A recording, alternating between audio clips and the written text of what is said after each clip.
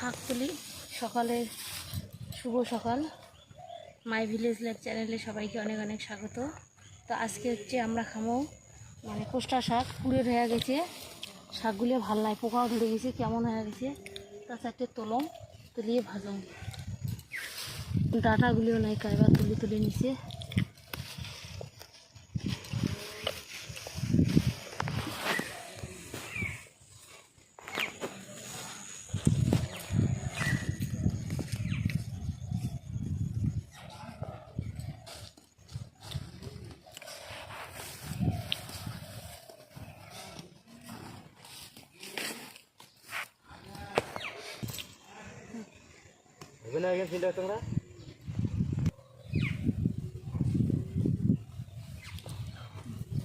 সিন্ধিয়ে চাংলা বানিয়ে নিচ্ছে। কয়দিন আকাশটা কি খারাপ, ওই জন্য মুই ইয়ে করবো, মুরগিটি দেখো মুই করে আকাশটা খারাপ, ওই জন্য সিন্ধিগুলো এমনি নিয়ে যা ঘরের তুলো চাংলা বানানো না, তাহলে একবারে আনি খাওয়া গেলে হয় না।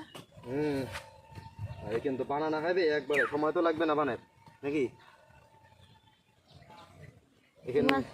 আজকে না হয় কালকে অল্প অল্প করিয়ে করো, অল্প অল্প করে দিই। সময় বললে তো বাড়িয়ে দিল না, একবারে তুলে নেব, সময় নয়। বাড়ি বসে ব্যস্ত রাখায় ঘর তবে দেখি এগুলো না দেখি না। ওই জন্যই তো ঘরে ঢুকে থাকি, আকাশ খারাপ বৃষ্টি হয় নাকি, ওই জন্য ঘরত একবারে ঢুকে কিছু করবে। এইখান হবে তো, এইখানে করবে কেন হয় হবে অল্প চেটে সিন্ধু। ভাত খাওয়ার গেলে কত কি করা খায় দেখছেন, তাহলে তো কি দিয়ে বিষ আর কি দিয়ে স্প্রে করে পোকা ধরছে। মাজরা পোকা না জানো কাকালে মাজরা পোকা কয়, বলে বীজ দিয়ে ছাড়ে। কি দিয়ে ছাড়বে? তো এই যে ধান বাড়ি দেখো স্প্রে করে লিখছে, কিসের বলে মাজরা পোকা ইয়ে হয়, কি যেন হয়, ধান গাছগুলি কেমন খায়া সাদা সাদা হয়। তো যে আমার স্প্রে করে লিখছে, ট্যাঙ্কি ভর্তি করে নিচ্ছে, দোলার জল দিয়ে ট্যাঙ্কি ভর্তি নিয়েছে, বাড়ি থেকে জল আনানি নাই।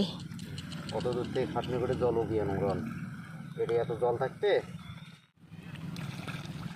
না। তাড়াতাড়ি ঘাস কাটিয়েছেন, ঘাস কাটো, এরকম মোবাইল ধরে ইয়ে করেন না।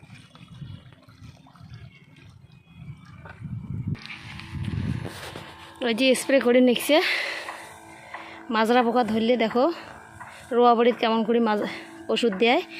আর হলো বেশি ধরে নাই, অল্প ধরছে, তাতে আমরা স্প্রে করে নিচ্ছি। না তাহলে একটা শিকশিক করে খেয়া ফেলাবে, ধরিয়ে খেয়া লাভ তো নাই, আগতে ট্রিটমেন্ট, তাহলে মনে করো ভালো থাকবে। চার্জার মেশিন দিয়ে তাও ইয়ে কম হয়, পরিশ্রম কম হয়। আর ঝেলে মেশিন দিয়ে হাত দিয়ে ইয়ে পাম্প করা হয়, ঝেলে মেশিন সেই পরিশ্রম। আর ধান বাড়ির পরিশ্রম করা মানে স্প্রে করা পরিশ্রমও আছে, কারণ ধানের গাছগুলো ঠেঙন লাগে আর কি, চুলকে খসখসায় লাল লাল হয়ে যায় চামড়া একেবারে।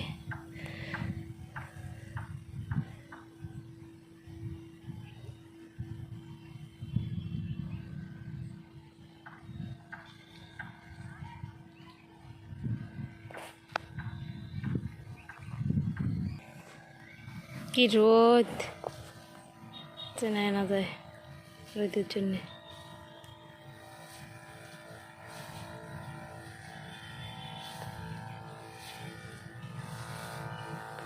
ঘাসও হয়েছে সেই ধান বাড়ির।